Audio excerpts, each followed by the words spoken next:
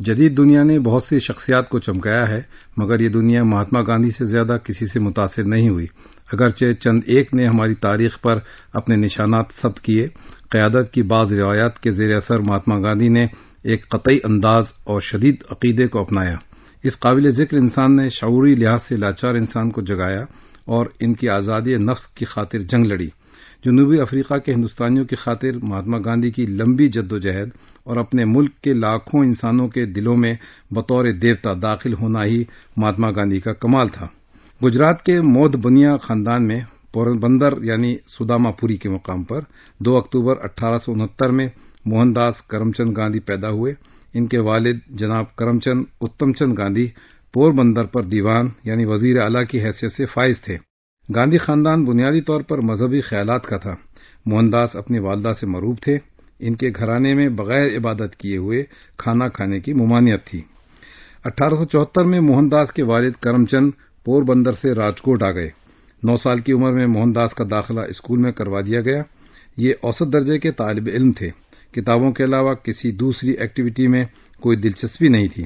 ابھی گاندھی جی کی عمر 13 سال کی ہی تھی کہ ان کی شادی 14 سال کی کستوربا بائی ماکھن جی کپاڈیا سے ہو گئی۔ 16 سال کی عمر میں آپ کے والد 1885 میں دار فانی سے کوچ کر گئے۔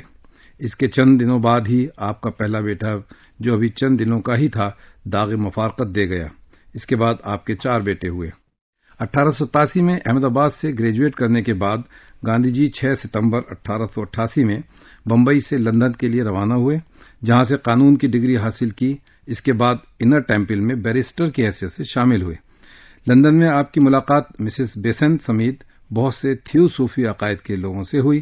ان کی مدد سے گاندھی جی نے قدیم ہندو لٹریچر کی بڑھوتری میں دلچسپی لی، ساتھ ہی اپنا توجہ عیسائیت کی طرف بھی مبذول کی۔ تقریباً 6 سال کی مدت میں گاندھی جی نے لندن میں اپنی تعلیم مکمل کی۔ 1891 میں 22 سال کی عمر میں موہن داس لندن سے بمبئی آ گئے۔ یہاں آ کر ان کو پتہ چلا کہ لندن میں قیام کے دوران ہی ان کی والدہ بھی دار فانی سے کوچ کر چکی تھیں۔ اس بات کا ان کے دل پر گہرا صدمہ ہوا، جس کے اثرات ان کے عملی زندگی سے رونما ہونے لگے۔ اب گاندھی جی اکثر عدالت میں بحث بھی نہیں کر پا رہے تھے، لہذا انہوں نے واپس راجکوٹ جانے کا فیصلہ کیا۔ مگر اسی دوران 1893 میں ان کی ملاقات ایک مسلمان تاجر عبداللہ سے ہوئی، جس کا ساؤتھ افریقہ میں بڑا کاروبار تھا۔ عبداللہ کو جونسبرگ میں اپنی تجارت کے لیے ایک بیرسٹر کی ضرورت تھی، جس کے ذریعے انہیں ہزاروں پاؤنڈ رقم وصول کرنا تھی۔ اس طرح ایک مناسب تنخواہ پر اور آنے جانے کے اخراجات کی شرط پر موہن داس وہاں جانے پر راضی ہو گئے۔ ساؤتھ افریقہ پہنچنے پر موہن داس کو رنگ اور نسل کی امتیازی جنگ کا سامنا کرنا پڑا۔ تانگا گاڑی میں بھی موہن داس کو یورپین کے ساتھ بیٹھنے کی اجازت نہیں تھی۔ انہیں آگے پائیدان پر بٹھایا جاتا تھا، اور جب کبھی موہن داس نے اس پر احتجاج کیا تو ان کے ساتھ مار پٹائی تک کی نوبت آ جاتی تھی۔ کبھی انہیں راستے میں بھی اس ظلم و ستم کا سامنا کرنا پڑتا تھا۔ ایک دفعہ تو پیٹر میٹسبرگ میں انہیں ٹرین سے ہی باہر پھینک دیا گیا۔ رات بھر سردی میں اسٹیشن پر ہی ٹھٹرتے رہے۔ ساؤتھ افریقہ میں ہندوستانیوں کو پبلک فوٹ پاتھ پر بھی چلنے کی اجازت نہیں تھی۔ ایک دن معمولی پولیس والے نے موہن داس کو فٹ پاتھ سے نیچے دھکیل دیا۔ اس بات کا گاندھی جی کو گہرا صدمہ ہوا۔ آپ کا ذاتی مزاج تھا، اس کی نظر میں انسان پہلے انسان ہی ہے پھر کچھ اور، مگر یہاں حالات مختلف تھے۔ سماج کے اس رویے کو دیکھ کر آپ سوچا کرتے تھے کہ آخر انسان کب ایک دوسرے کی عزت اور احترام کرنا سیکھے گا۔ اس موضوع پر اکثر ان کی گفتگو برطانوی سلطنت کے عہدیداران سے ہوا کرتی تھی۔ گاندھی جی ذاتی طور پر سیاست سے دور رہنا چاہتے تھے، مگر ان پر اور دوسرے ہندوستانیوں پر ہونے والے لگاتار مظالم نے ان کے نظریے کو بدل دیا۔ انہوں نے سوچا کہ اب بدلاؤ کا وقت آ گیا ہے۔ آخر کب تک اس طرح ظلم و ستم کو سہا جائے گا؟ ہمیں اپنے حق کے لیے لڑنا ہی پڑے گا۔ لہذا 1894 میں گاندھی جی نے نیتھال انڈین کانگریس کی بنیاد رکھی، جس کا مقصد ہندوستانیوں میں سماجی اور اخلاقی سدھار کے ساتھ ساتھ تعلیم اور صفائی و ستھرائی پر خاص توجہ دینا تھا۔ 1896 میں گاندھی جی 6 مہینے کے لیے ہندوستان واپس آئے۔ یہاں آ کر انہوں نے بے شمار عوامی جلسوں کو مخاطب کیا، جس میں نتھال میں ہندوستانیوں کی حالت زار پر خصوصی روشنی ڈالی اور ایک ہینڈ بل بھی لکھا، جس کی وسیع پیمانے پر تشہیر کی گئی۔ گوپال کرشن گوکھلے کی سفارش پر 1915 میں گاندھی جی ہمیشہ کے لیے ہندوستان واپس آ گئے۔ گوکھلے انڈین نیشنل کانگریس کے اہم ترین رکن تھے۔ گاندھی جی کے خیالات اور جذبات کو دیکھتے ہوئے گوکھلے نے انہیں کانگریس میں شامل کر دیا۔